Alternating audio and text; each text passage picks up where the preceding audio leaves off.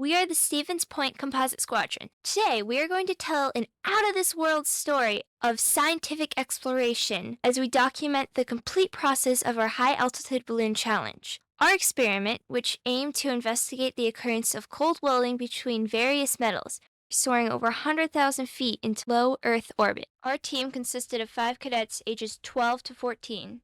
I'm Cadet Chief Master Sergeant Schaefer, and I gave everyone a crash course in welding. Cadet Senior Master Sergeant Dubose helped make our mission patch. Cadet Dubose, Krupski, and myself created and narrated the pre-flight video.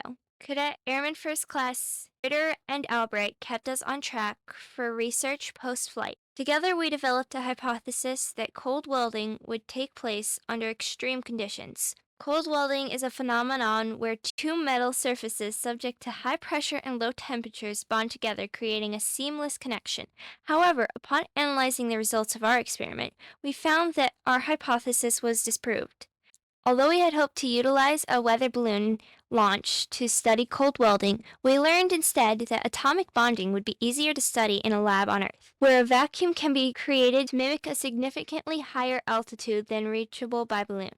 The results of our failed experiment at 100,000 feet underscore the challenges of conducting complex experiments in extreme conditions.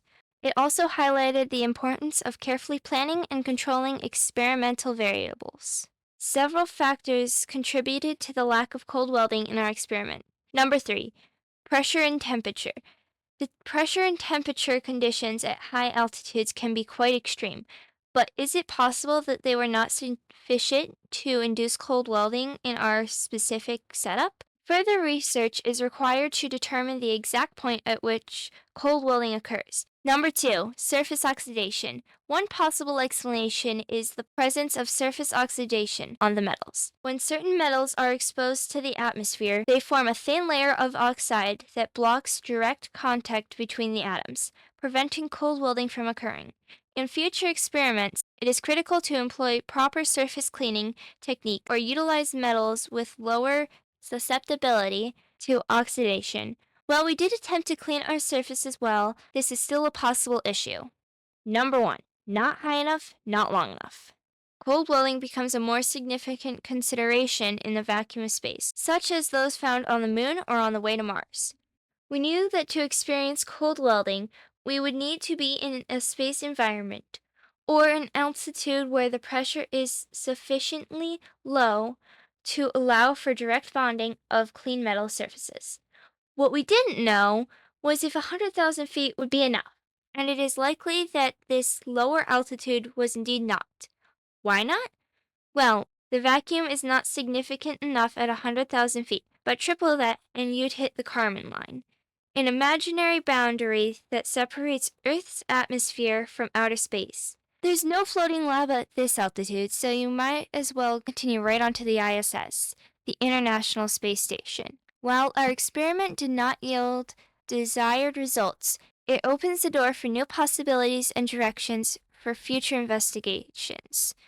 To create cold welding in future experiments, we would consider the following approaches. Number 1, enhance pressure and temperature. Number 2, surface treatment techniques. Number 3, metal selection. Experiment with a wider range of metal combinations. With the potential to win $5,000 through this challenge, we would like to use our funds to start a scholarship for our squadron's cadets to go to National Cadet Special Activities, like Flight Academy or Space Academy. The High Altitude Balloon Challenge has inspired us as youth. Despite not achieving the expected cold welding results, it fueled our curiosity, perseverance, and passion to continue pushing the boundaries of scientific exploration and contribute to the ongoing quest for knowledge. Our experiment did not provide the expected outcome, but it has given us food for thought. As the United States and our allies continue to push the boundaries of aerospace exploration, we look forward to watching for more discoveries. We hope cold welding comes into play in future research as scientists and students like us continue unraveling the wonders of our universe.